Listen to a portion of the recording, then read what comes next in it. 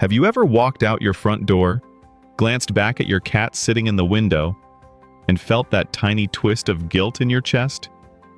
Like maybe they know something you don't, and maybe you forgot something important? Most cat owners go through an entire checklist before leaving the house. Food? Check. Water? Check. Litter box? Check.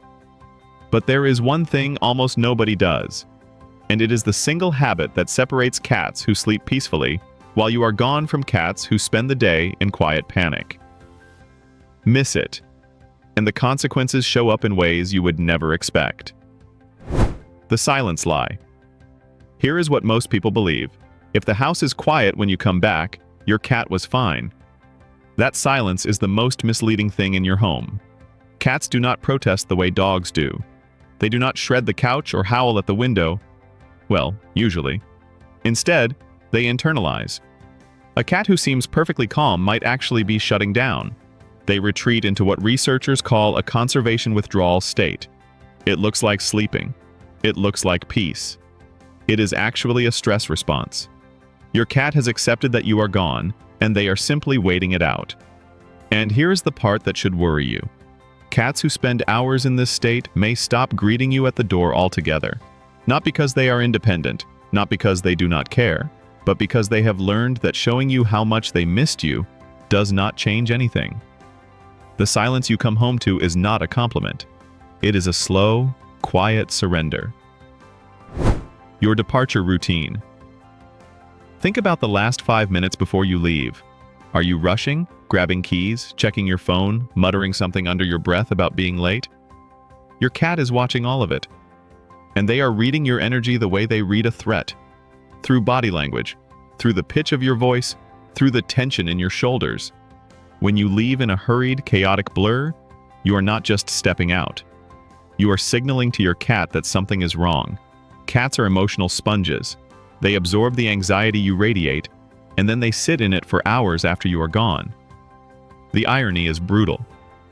Your stress about leaving creates their stress about being alone. Some owners unknowingly build a dramatic goodbye ritual.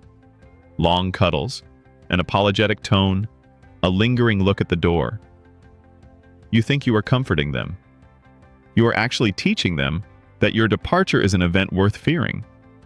Every dramatic exit trains their brain to panic before you have even turned the doorknob. The boredom trap. Imagine being locked inside your own home with nothing to do for 8 hours. No phone, no TV, no books. Just the same walls, the same view, the same silence. That is your cat's Tuesday. And boredom in cats does not look like it looks in humans. It does not manifest as sighing or staring dramatically out the window. It manifests as over-grooming, bald patches on their belly or legs where they have licked themselves raw.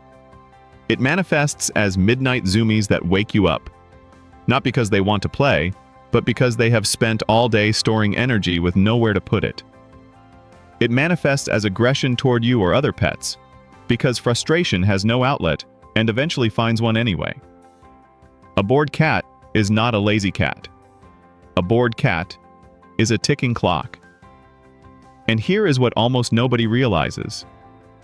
A cat who is understimulated during the day may start sleeping so excessively that their entire sleep-wake cycle flips.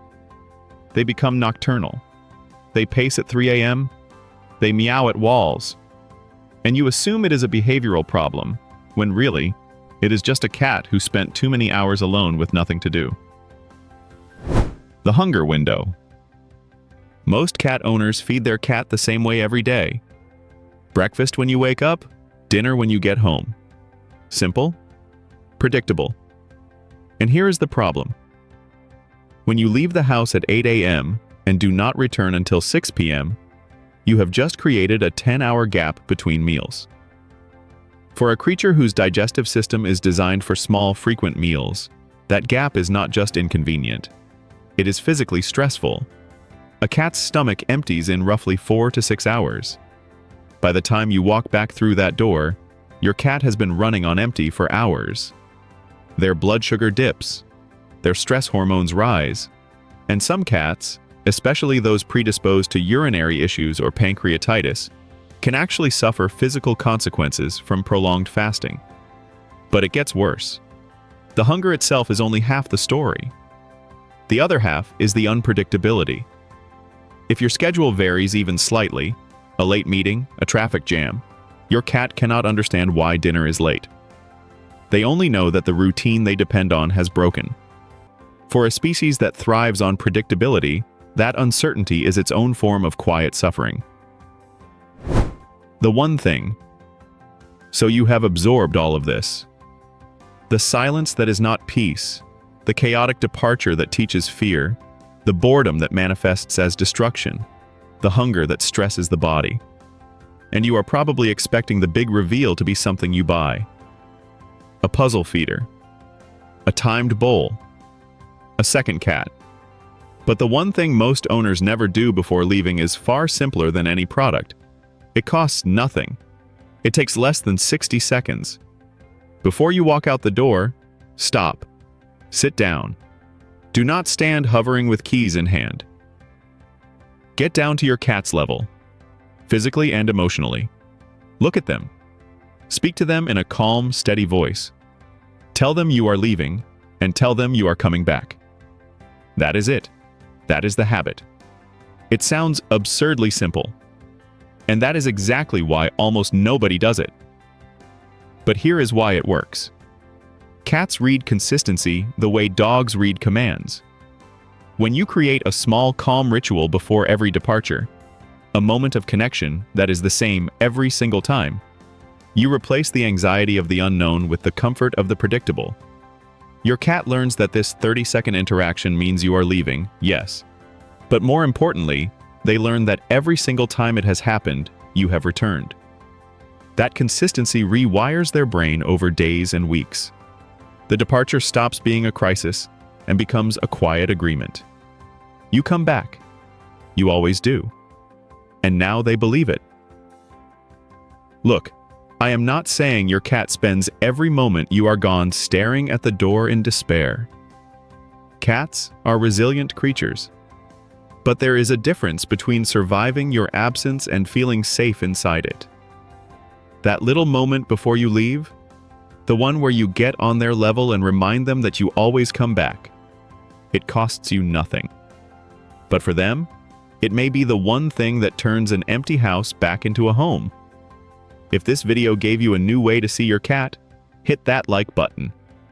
Share it with a fellow cat owner who needs to hear this. And subscribe to Wagging Wonders so you never miss what your cat has been trying to tell you. We will see you in the next one.